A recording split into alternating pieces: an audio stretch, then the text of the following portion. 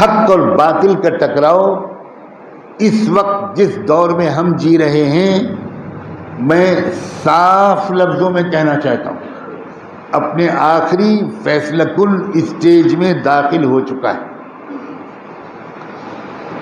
آدم علیہ السلام کے زمانے ہی سے حق اور باطل کا ٹکراؤ شروع ہوا تھا۔ ہر نبی کے دور میں ہمیشہ یہ اصول ہے، کوئی دور ایسا کبھی خالی نہیں گزرتا جس میں حق اور باطل کا ٹکراؤ نہ ہو۔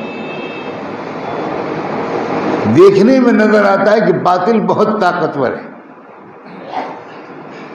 اور یہیں پر ایمان کا امتحان ہوتا ہے۔ تم اگر یہ سمجھتے ہو کہ باطل زیادہ طاقتور ہے تو اس کا مطلب یہ ہوا کہ تم یہ بھی سمجھتے ہو کہ اللہ کمزور ہے۔ ایمان کا مطلب کیا ہے؟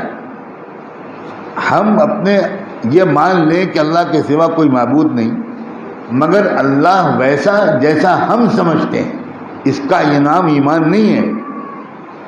آمنت باللہ کما ہوا باسمائہ و صفاتہ، اللہ کو اس طرح پہچاننا جس طرح واقعی اللہ اپنی طاقت، اپنی قدرت، اپنی اسماء و صفات کے ساتھ ہے، اس طرح ماننا کا نام ایمان ہے۔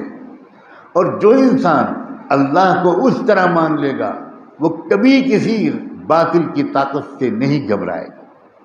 اور جو ڈر رہا ہے اس کا مطلب یہ ہے کہ اس نے ابھی تک اللہ کی طاقت کو پہچانے نہیں۔ باطل شروع میں بہت طاقتور نظر آتا ہے، فرعون بہت طاقتور نظر آیا، انجام کیا ہوا؟ قوم عاد بہت طاقتور تھی، اپنے بارے میں وہ کہتے تھے من اشد منا قوہ، ہم سپر پاور ہیں، ہم سے بڑھ کر دنیا میں کوئی طاقتور ہے؟ یہ قوم عاد کہتی تھی۔ کیا انجام ہوا؟ اور ایک بات سنو، جو جتنا زیادہ گھمنڈی اور مغرور ہوتا ہے اور جس کو اپنی طاقت کا زیادہ دعویٰ ہوتا ہے، اللہ تعالیٰ اس کو ایسے راستے سے مٹاتے ہیں اور تباہ کرتے ہیں کہ دنیا مذاق اڑائے، دنیا کے سامنے ان کی حقارت، ان کی کمزوری کھل کر آ جائے۔ اللہ کو اس کے لیے کسی نیوکلیئر ایٹم بم کی ضرورت نہیں پڑتی، مچھر کافی ہوا تھا دنیا کی سب سے بڑی طاقتور ڈکٹیٹر نمرود کو ہلاک کرنے کے لیے، ایک مچھر۔ جب دنیا کے بہت بڑے مغرور ترین حکومت کرنے والا فرعون کو اللہ نے جھنجھوڑنے والے سزائیں پہلے بھیجیں، پہلے آخری سزا اللہ نہیں دیتے بلکہ الارم بجانے والی سزائیں آتی۔ فلولا اذ جاءهم بأسنا تضرعوا، فرعون پر اللہ نے کئی قسم کے عذاب بھیجے پہلے، شاید سمجھ جائے۔ طوفان بھیجا، فارسلنا علیہم الطوفان والجراد والقمل والضفادع والدم، عجیب عذاب ہیں۔